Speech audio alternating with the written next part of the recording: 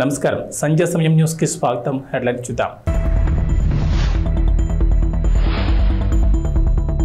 తెలుగు రాష్ట్రాల్లో నామినేషన్లకు 2 రోజులే సమయం.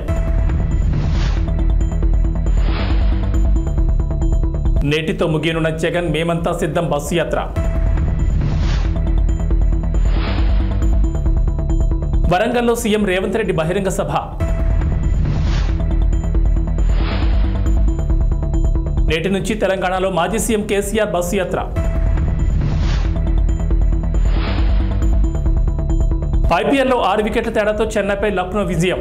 తెలుగు రాష్ట్రాల్లో నామినేషన్లకు మరో 2 రోజులే సమయం మిగిలి ఉంది. నామినేషన్ల ప్రక్రియ ముగింపు దశకు చేరుకుంది. దీంతో ఇవాళ రేపు భారీగా నామినేషన్లు దాఖలయ్యే అవకాశం ఉంది. ఈ నెల 25వ తేదీతో నామినేషన్ల స్వీకరణ పూర్తవుతుంది.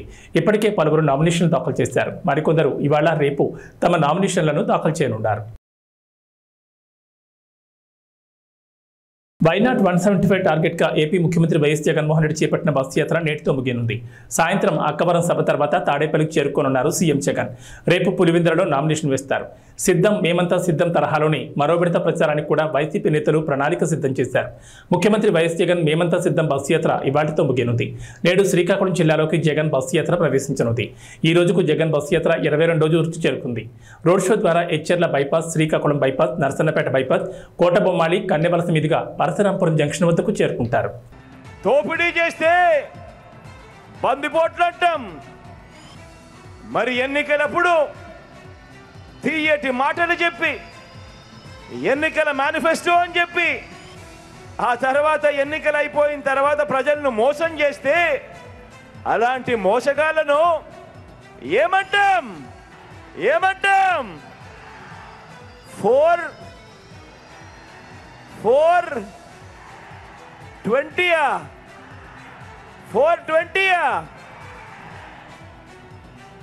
బాగా చెప్పారు. అలాంటి వాళ్ళను 420 అనే అంటారు. చంద్రముఖి బృందం అని కూడా అంటాము. అందామా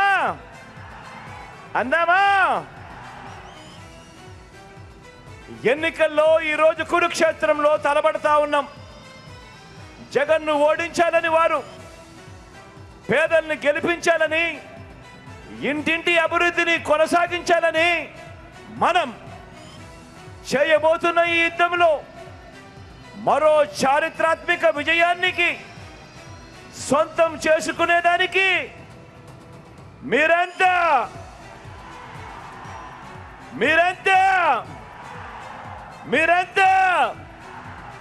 సిద్ధమేనా?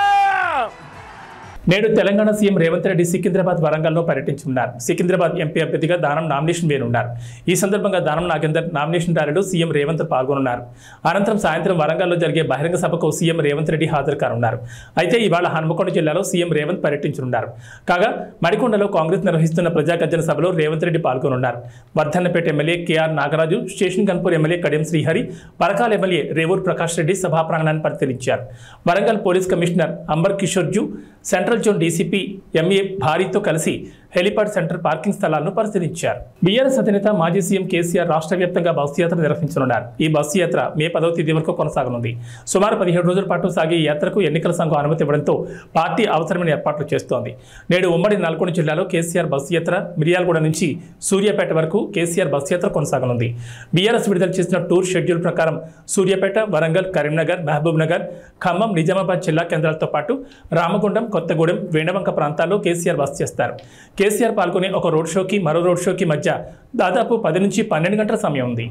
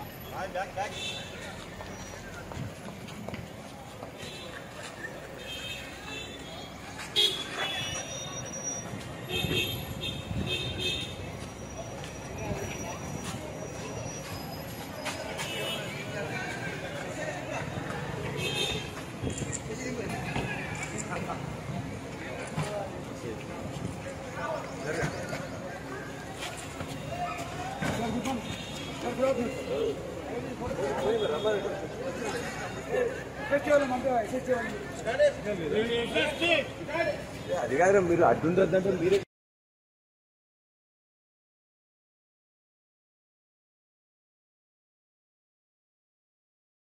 తెలంగాణలో ఇంటర్మీడియట్ పరీక్షల ఫలితాలు బుధవారం విడుదలయ్యాయి. ఏప్రిల్ 24న ఉదయం 11 గంటలకు ప్రథమ, ద్వితీయ, ఇంటర్ ఫలితాలు ఒకేసారి విడుదల చేశారు. ఈ ఫలితాలను నాంపల్లిలోని ఇంటర్ బోర్డు కార్యాలయంలో విద్యాశాఖ ముఖ్య కార్యదర్శి బుర్రా వెంకటేశం, బోర్డు కార్యదర్శి శృతి ఓజా విడుదల చేస్తారు. ఫిబ్రవరి 28 నుంచి మార్చి 19 వరకు జరిగిన ఇంటర్ పరీక్షలను రాష్ట్ర వ్యాప్తంగా 9,80,978 మంది విద్యార్థులు రాశారు.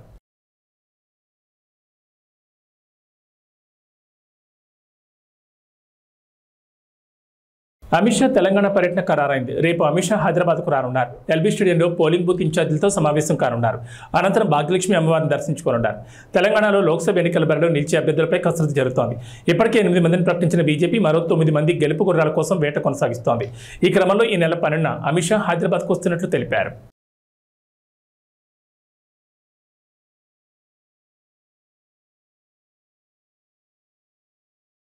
లోక్సభ ఎన్నికల్లో భాగంగా 3వ దశలో పోలింగ్ జరగనున్న 95 స్థానాల్లో 1,351 మంది పోటీ పడుతున్నట్లు కేంద్ర ఎన్నికల సంఘం ఓ ప్రకటనలో తెలిపింది. 12 రాష్ట్రాలు, కేంద్రపాలిత ప్రాంతాల పరిధిలోని ఈ 95 స్థానాల్లో మే 7వ తేదీన పోలింగ్ జరగనుంది. 1,351 మందిలో మధ్యప్రదేశ్లోని బైతూల్ స్థానం నుంచి అదృష్టాన్ని పరీక్షించుకుంటున్న 8 మంది అభ్యర్థులు ఉన్నారు. వాస్తవానికి ఈ స్థానానికి 2వ దశలోనే పోలింగ్ జరగాల్సి ఉంది. అయితే బీఎస్పీ అభ్యర్థి మరణంతో కేంద్ర ఎన్నికల సంఘం ఆ స్థానంలో పోలింగ్ను 3వ దశకు మార్చింది. 3వ దశకు సంబంధించి 95 స్థానాలకు మొత్తం 2,963 నామినేషన్లు వచ్చాయని, వాటిలో 1,563 నామినేషన్లను ఆమోదించినట్లు ఈసీ తెలిపింది. ఈ నెల 22వ తేదీతోనే నామినేషన్ల ఉపసంహరణకు గడువు ముగిసినట్లు వెల్లడించింది.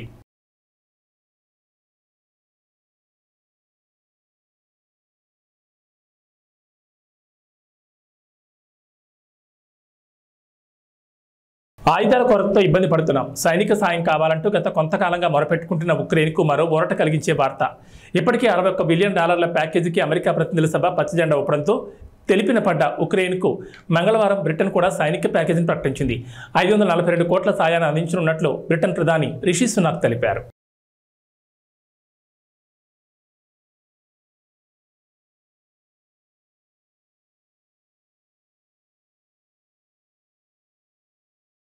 శ్రీకాకుళం జిల్లా పాతపట్నంలో ప్రజాకాలం సభ నిర్వహించిన చంద్రబాబు ఎన్నికల్లో ఎన్డీఏ కూటమి ఉత్తరాంధ్రలో క్లీన్ స్వీప్ చేస్తుందని ధీమా వ్యక్తం చేశారు. తాము అధికారంలోకి వచ్చాక రైతులను అన్ని విధాలా ఆదుకుంటామన్నారు. గిట్టుబాటు ధర, పంటల బీమా అమలు, రాయితీపై వ్యవసాయ యంత్రాలు, పరికరాలు అందిస్తామని చెప్పారు. వ్యవసాయంలో ఆధునిక సాగు విధానాలు తెచ్చి ఖర్చులు తగ్గిస్తామని భరోసా ఇచ్చారు. దేశంలో ఎక్కడ చూసినా శ్రీకాకుళం జిల్లా కార్మికులు ఉంటారన్న చంద్రబాబు తాము అధికారంలోకి వచ్చాక స్థానికంగానే ఉపాధి అవకాశాలు కల్పిస్తామన్నారు. ఇంటి పనులు నియంత్రిస్తామని హామీ ఇచ్చారు. కూటమి గెలుపు కోసం పనిచేయాలని యువతను కోరారు. ఉద్యోగుల పెండింగ్ బకాయిలు చెల్లిస్తామని చంద్రబాబు పింఛన్ల విషయంలో శవరాజకీయాలు చేయొద్దని ప్రభుత్వానికి సూచించారు. పాతపట్నంలోని గిరిజనుల కోసం ఐటీడీఏ, మహిళా డిగ్రీ, పాలిటెక్నిక్ కళాశాల ఏర్పాటు చేస్తామని హామీ ఇచ్చారు. ఈరోజు నేను ప్రజాగళం కోసం పాతపట్నం వస్తే పాతపట్నం కొత్త చరిత్ర రాయడానికి సిద్ధంగా ఉంది. అవునా కాదా తమ్ముళ్ళు అని మిమ్మల్ని అడుగుతున్నా. ఎటు చూసినా జనమే జనం. వెనకానైతే ఎటు చూసినా జనమే కనపడొస్తున్నారు. నేను చాలాసార్లు ఈ నియోజకవర్గానికి వచ్చాను, కానీ ఇంత ఉత్సాహం నా జీవితంలో ఎప్పుడూ చూడలేదు. ఇది చూసిన తర్వాత నాకు అనిపిస్తుంది, రేపు జరిగే ఎన్నికల్లో ఉత్తరాంధ్ర క్లీన్ స్వీప్ చేయబోతున్నామని చెప్పి నేను మీకు విజ్ఞప్తి చేస్తున్నా. ఇక్కడికి వచ్చినప్పుడు ఒక పక్క రామ్మోహన్ నాయుడు మీ అభిమాన నాయకుడు ఎంపీగా గెలిపించడానికి సిద్ధంగా ఉండమని, మూడోసారి ముచ్చటగా ఎంపీగా గెలిపించమని కోరుతున్నాను. ఒక ఫైర్ బ్రాండ్. ఒకసారి చూస్తే ఉత్తరాంధ్ర ముద్దు బిడ్డ ఎర్రమనాయుడు గారి కొడుకు, తండ్రికి తగ్గ తనయుడు అని చెప్పి మరొకసారి మీ అందరికి విజ్ఞప్తి చేస్తున్నా. ఇంకో పక్క ఒక యువకుడు గోవిందరావు గారు, సామాన్య వ్యక్తి. ఈరోజు ఇక్కడ ఎంపీగా ఎమ్మెల్యేగా ఇచ్చామంటే ఒక సాధారణమైన వ్యక్తికి ఎమ్మెల్యే ఇచ్చి గెలిపించే పార్టీ తెలుగుదేశం పార్టీ అని చెప్పి నేను మీకు తెలియజేస్తున్నా. 10 సీట్లలో గెలిపిస్తే మరోసారి ఢిల్లీని ఆటాడించే రోజు వస్తుందని బీఆర్ఎస్ కార్యనిర్వాహక అధ్యక్షుడు కేటీఆర్ వ్యాఖ్యానించారు. కేసీఆర్ నిజాయితీకి కాంగ్రెస్ మోసం, బీజేపీ ద్రోహానికి మధ్య ఎన్నికలు జరుగుతున్నాయని పేర్కొన్నారు. బీఆర్ఎస్ అభ్యర్థులు కాసాని జ్ఞానేశ్వర్, ఆర్ఎస్ ప్రవీణ్ కుమార్కు మద్దతుగా ప్రచారాలు నిర్వహించిన కేటీఆర్ కేంద్ర రాష్ట్ర ప్రభుత్వాలపై తీవ్ర విమర్శలు గుప్పించారు. సార్వత్రిక ఎన్నికల్లో సత్తా చాటి రాష్ట్రంలో పట్టు నిలుపుకునేందుకు భారత రాష్ట్ర సమితి కసరత్తు ముమ్మరం చేసింది. గులాబీ దళపతి కేసీఆర్ బస్సు యాత్రలు చేపట్టనుండగా లోక్సభ అభ్యర్థులకు మద్దతుగా కేటీఆర్ ప్రచార జోరు పెంచారు. గౌరవనీయులైన పెద్దలు, మాజీ మంత్రివర్యులు, మీ అందరికీ ఆప్తులు, గతంలో వర్ధన్నపేట శాసనసభ్యుడిగా ఇవాళ వర్ధన్నపేటకు ఈ ఎన్నికల్లో ఇన్ఛార్జ్గా వ్యవహరిస్తున్న గౌరవనీయులు మరి ఎర్రబెల్లి దయాకర్ రావు అన్న గారు, మరొక ఇన్ఛార్జ్ గారు గౌరవనీయులు పెద్దలు మాజీ చీఫ్ విప్, ఈరోజు హనుమకొండ జిల్లా పార్టీ అధ్యక్షులు గౌరవనీయులు అన్న దాస్యం వినయ్ భాస్కర్ గారు, పెద్దలు గౌరవనీయులు శాసన మండలిలో డిప్యూటీ చైర్మన్ గారు అన్న బండా ప్రకాష్ గారు, మాజీ ఉప ముఖ్యమంత్రి పెద్దలు గౌరవనీయులు మరి స్టేషన్ గన్పూర్ నియోజకవర్గ బాధ్యులు అన్న డాక్టర్ తాటికొండ రాజయ్య గారు, గౌరవనీయులు భూపాలపల్లి మాజీ శాసనసభ్యులు గండ్రా వెంకటరమణారెడ్డి గారు, మాజీ మంత్రివర్యులు గౌరవనీయులు శాసన మండలి సభ్యులు అన్న బసవరాజ్ సారయ్య గారు, మన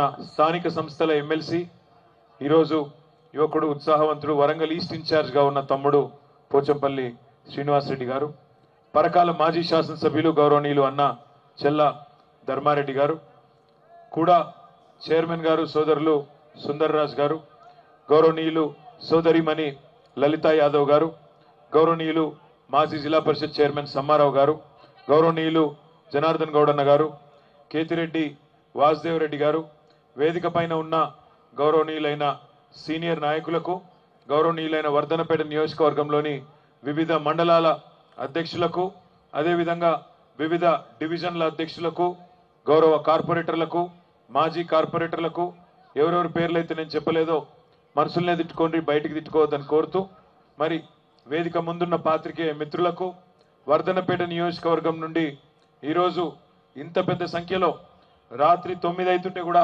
కదలకుండా రేపు వర్ధన్నపేటలో కసి తీరా ఓటేస్తాం, తప్పకుండా ద్రోహులను కసి తీరా కాటేస్తామనే విధంగా 50,000 ఓట్ల మెజారిటీ ఇచ్చి మన అభ్యర్థి సుధీర్ కుమార్ గారిని గెలిపిస్తామని ఇక్కడ సమావేశంలో పాల్పంచుకుంటున్న మా అన్నదమ్ములకు, ఆడబిడ్డలకు పేరు పేరున అందరికీ హృదయపూర్వకంగా నమస్కారాలు.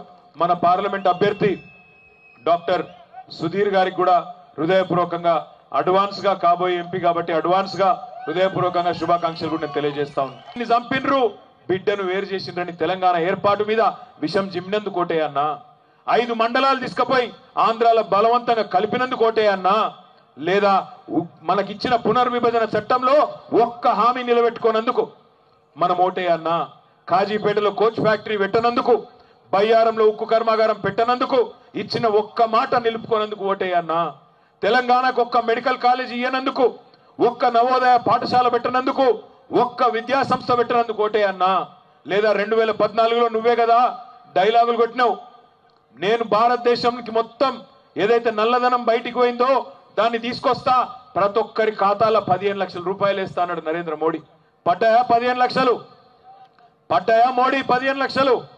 పడలే, దేశంలో ఎవరికి రాలే, 15 లక్షలు రాలే. సంవత్సరానికి 2 కోట్ల ఉద్యోగాలు ఇస్తా అన్నాడు నరేంద్ర మోడీ, 10 ఏళ్లలో 20 కోట్ల ఉద్యోగాలు ఇవాళ ఇచ్చిండా? రైతుల ఆదాయం డబల్ చేస్తా అన్నాడు, 2022 సంవత్సరం కల్లా చేసిండా? ఇంటింటికి నల్ల పెడతా అన్నాడు, కేసీఆర్ పెట్టిండు తప్ప మోడీ పెట్టలేదు దేశంలో. అదేవిధంగా ప్రతి మనిషికి ఇల్లు కట్టిస్తా అన్నాడు, బుల్లెట్ ట్రైన్లు అన్నాడు, 5 ట్రిలియన్ ఎకానమీ అన్నాడు. ఇవేమైనాయా మోడీ గారంటే ఇవేమి చెప్పాడు. ఇప్పుడు ఏమంటాడు? జై శ్రీరామ్, అదొక్కటే తెలుసు, జై శ్రీరామ్. మనం కట్టలేదా గుడి? యాదగిరి గుట్టలో మనం కట్టలేదా యాదాద్రి? మనం ఎప్పుడైనా దేవుని అడ్డం పెట్టుకుని రాజకీయం చేసినావా? జై శ్రీరామ్ అనాలే, అక్షింతలు పంపాలే, ఇంటికి ఓట్లు అడగాలి. శ్రీరాముతో మనకు పంచాయతీ లేదు. దేవుడు అందరివాడు. దేవుడు బీజేపీ వాళ్ళకు మాత్రమే దేవుడు కాదు, మనకు కూడా ఆయననే దేవుడు. దేవునితో మనకు పంచాయతీ లేదు. రాముడికి మొక్కుదాం, కానీ తెలంగాణకు నయా పైసా పనిచేయని బీజేపీని మాత్రం ఓట్లతోనే పండబెట్టి తొక్కుదామనే మాట ఈ సందర్భంగా నేను మీకు విజ్ఞప్తి చేస్తా ఉన్నా.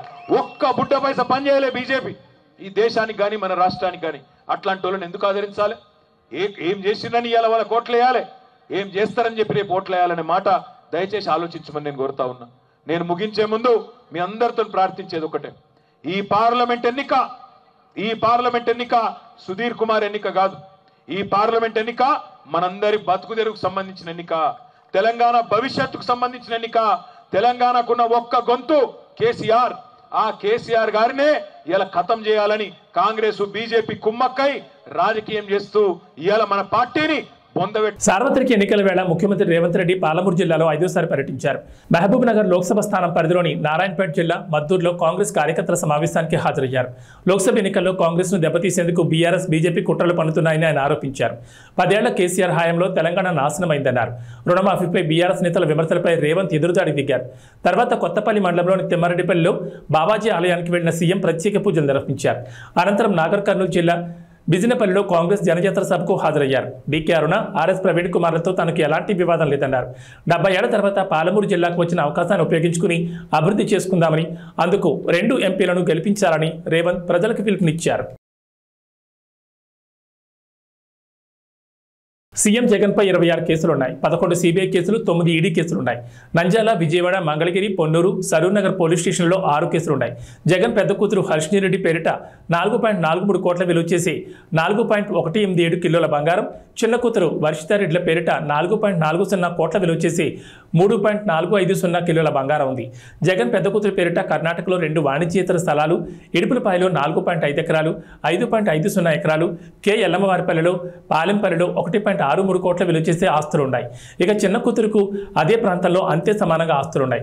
పెద్ద కుమార్తెకు 25.89 కోట్లు, చిన్న కుమార్తెకు 25.57 కోట్లు విలువైన ఆస్తులున్నట్లు వెల్లడించారు. ఇక సీఎం జగన్ భార్య భారతి పేరిట 5.29 కోట్ల విలువ చేసి 6.47 కిలోల బంగారు, వజ్రాలున్నాయి. ఎర్రగుడిపల్లి, కచ్చివారిపల్లి, పులివెందల, రాయదుర్గం, తాడేపల్లిలో ఆస్తులున్నాయి. వీటి విలువ 56,92,19,104గా చూపించారు.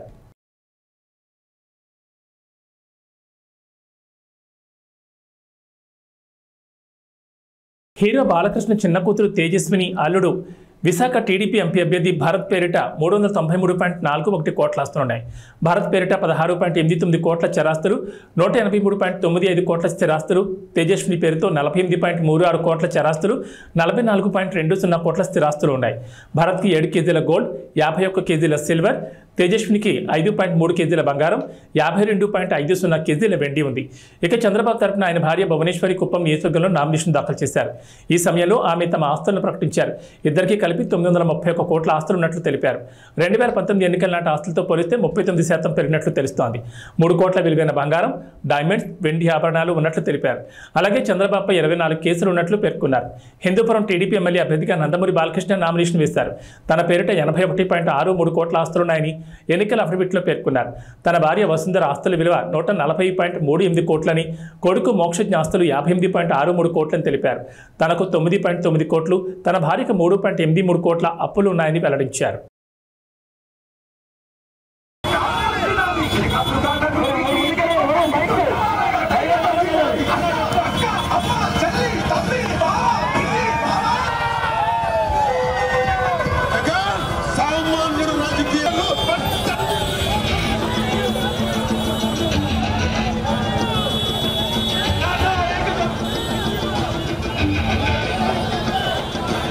అధికార వైసీపీతో అంటకాగుతూ 5 ఏళ్లుగా ఆ పార్టీ అరాచకాల కొమ్మకాస్తూ వచ్చిన 2 సీనియర్ ఐపీఎస్ అధికారులపై ఎన్నికల సంఘం ఎట్టకేలకు బదిలీ వేసింది.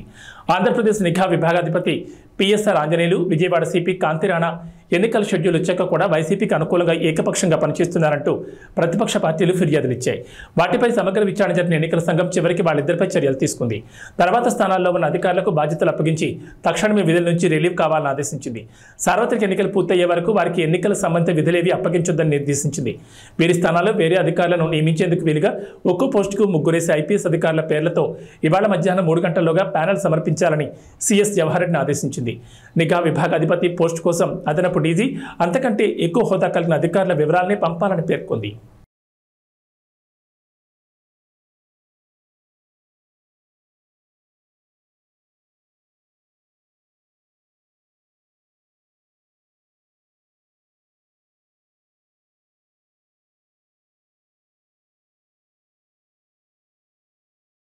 జనసేన అధినేత పవన్ కళ్యాణ్ గత 5 ఏళ్లలో 114 కోట్ల సంపాదించగా పన్నుల రూపంలో 73.92 కోట్లు చెల్లించారు. తనకు 64.26 కోట్ల అప్పులున్నాయని అఫిడవిట్లో ఆయన పేర్కొన్నారు. తూర్పుగోదావరి జిల్లాలోని పిఠాపురం అసెంబ్లీ స్థానానికి ఆయన మంగళవారం నామినేషన్ వేశారు. ఈ సందర్భంగా సమర్పించిన అఫిడవిట్లో తన ఆస్తులు అప్పులు చెల్లించిన పన్నుల వివరాలను వెల్లడించారు. వివిధ బ్యాంకుల నుంచి 17,56,84,453 వ్యక్తుల నుంచి 46.70 కోట్లు రుణంగా తీసుకున్నారని, తన వదిన ప్రముఖ హీరో చిరంజీవి భార్య సురేఖ నుంచి 2 కోట్ల అప్పుగా తీసుకున్నారని పేర్కొన్నారు. Mythri movie makers, Haarika Hassine creations తో పాటు పలు నిర్మాణ సంస్థలు, నిర్మాతల నుంచి అప్పులు తీసుకున్న పార్టీ కార్యక్రమాలు, సేవా కార్యక్రమాలు 17.15 కోట్ల విరాళం అందించగా వివిధ సంస్థలకు 3.32 కోట్ల విరాళాలు ఇచ్చారు. AP Telangana CM relief fund కు 50 లక్షల చొప్పున, అయోధ్య రామ మందిర్ నిర్మాణానికి 30,11,117 రూపాయలు విరాళంగా అందజేశారని పవన్ వివరించారు. రాష్ట్ర ప్రయోజనాల కోసం తగ్గి త్యాగాలు చేసి తెలుగుదేశం పార్టీ ఇబ్బందులు ఉన్నప్పుడు నిలబడి ముందుకెళ్ళాం. అదేవిధంగా చాలామంది బలమైన నాయకులు వారు కొంత త్యాగాలు తప్పలేదు. ఆ భాగంలోనే మాకు మండపేట, రామచంద్రాపురం చాలా ఒక 30-40 నియోజకవర్గాలు మా అభ్యర్థులు, పెద్దాపురం లాంటి నియోజకవర్గంలో కూడా నేను విత్డ్రా చేయడం జరిగింది. అందరినీ సర్దుకోమని చెప్పాను. దాంట్లో భాగంగానే చాలా బలమైన ప్రజానాయకులు, ప్రజల్లో బలమైన అవగాహన ఉన్న ప్రజా సమస్యల మీద అలాంటి వ్యక్తి వర్మ గారు నా కోసం ఆయన సీట్ని త్యాగం చేశారు. మనస్ఫూర్తిగా వారికి ఈ సందర్భంగా వారికి నా ప్రత్యేక కృతజ్ఞతలు, నమస్కారాలు. ఈ త్యాగం రాష్ట్ర ప్రయోజనాలకే కానీ వ్యక్తిగత ప్రయోజనాలు దాటి చేస్తున్నాం అది. సో మనస్ఫూర్తిగా వారికి కూడా భవిష్యత్తులో ఉన్నత స్థానాలని అధిరోహించాలని, దానికి నా కృషి ఉంటుందని కూడా తెలియజేసుకుంటా ఉన్నాను. అలాగే జనసేన కాకినాడ పార్లమెంట్ పరిధిలో పిఠాపురం కూడా, దాని తంగెళ్ళ ఉదయ్ శ్రీనివాస్ టీ టైం అధ్యక్షులుగా, మన టీ టైం వ్యవస్థాపకుడిగా పేరుంది. దాదాపు 25,000 మంది పైకి ఆయన ఉద్యోగాలు ఇచ్చారు. సో అలాగే దేశం నలుమూలలా ఆయన టీ టైం చూడొచ్చు. కాకినాడ పార్లమెంట్కి వెళ్తే ఖచ్చితంగా అది ఉపాధి అవకాశాలు కానీ, మనకు కావాల్సిన ఓఎన్జీసీ వల్ల జరుగుతున్న కాలుష్యాలు కానీ, ఇవన్నీ చట్టసభ మన పార్లమెంట్లో బలంగా మాట్లాడగలిగేగలం. ఒక్క తెలుగే కాదు, ఆంగ్ల భాషల్లోనూ, హిందీ, తమిళ్లో కూడా నిష్ణాతుడు. అలాంటి వ్యక్తి ఈరోజు నుంచి అభ్యర్థిగా పెడుతున్న కాకినాడ పార్లమెంట్ నియోజకవర్గం నుంచి. ముఖ్యంగా బుర్రా కృష్ణరాజు గారు, భారతీయ జనతా పార్టీ నాయకులు, వారు మనస్ఫూర్తిగా అండగా ఉన్నారు. వారికి ప్రత్యేక కృతజ్ఞతలు తెలియజేసుకుంటాము. మేము ఎన్డీఏ కూటమి తెలుగుదేశం పార్టీ, జనసేన, భారతీయ జనతా పార్టీ అఖండ విజయం సాధించబోతుంది. దానికి తార్కాణ నిదర్శనమే ఈ నామినేషన్ వేసే ప్రక్రియ. అలాగే ఏ మీడియానైతే ఈ ప్రభుత్వం నలిపేసిందో ఆ మీడియాకి మేము అండగా ఉంటాం. మీ కష్టాల్లో మేము పాలు పంచుకుంటాం. మీ కష్టాలకి మేము చేయూతనిస్తాను మనస్ఫూర్తిగా తెలియజేసుకుంటూ సెలవు. అంటే ఏమంటారండి హెల్త్ కామెంట్స్ చెప్పాను కదండి ఆల్రెడీ. పెన్షనర్లకు సంబంధించి పింఛన్ ఇంటికి పంపుతారా లేదా ఎన్నికల నేపథ్యంలో ప్రభుత్వం రాజకీయం చేసే అవకాశం చెప్తారా? దీనికి మీరు ఏం మెసేజ్? ఇది నిజంగా కనుక చీఫ్ సెక్రటరీ కానీ, పోలీస్ అధికారులు కానీ దీనికి అడ్డంకులు కల్పించకపోతే పెన్షన్ ఇళ్ళకే చేరుద్ది. ఖచ్చితంగా. కాకపోతే దీన్ని వాళ్ళు ప్రభుత్వం ఆపాలనుకుంటే ఇది ఖచ్చితంగా ఈరోజు ఈ 1వ తారీఖు ఇంటికి పెన్షన్లు అందకపోతే దాంట్లో ప్రభుత్వం కుట్ర ఉంది.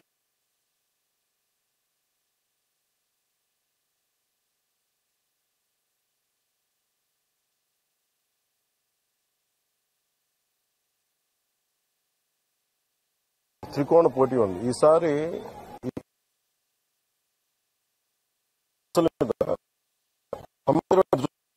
ఇప్పుడు నేను వర్మ గారు విడివిడిగా పోటీ చేయడానికి కలిసి మేము ఉమ్మడిగా ఒక ప్లాట్ఫామ్ సులభం అవుతుంది.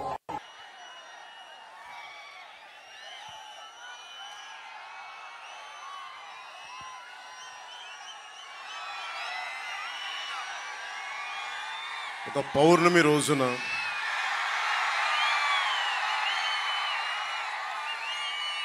ఉప్పాడ, కొత్తపల్లి ఉప్పాడ మండలంలో ఇంత చల్లగా ఉంటుంది వాతావరణం. ఇంత వేడిలో కూడా మీ ప్రేమ ఎంత చల్లగా ఉందంటే వెన్నెల చెప్తాం. సో మీ ప్రేమామృతానికి, ఈ వెన్నెల రాత్రి మీ ప్రేమామృతానికి నా మీద కురిపిస్తున్నందుకు, మా కూటమి మీద మీ ప్రేమామృతాన్ని కురిపిస్తున్నందుకు మీ అందరికీ నా హృదయపూర్వక నమస్కారాలు, ధన్యవాదాలు.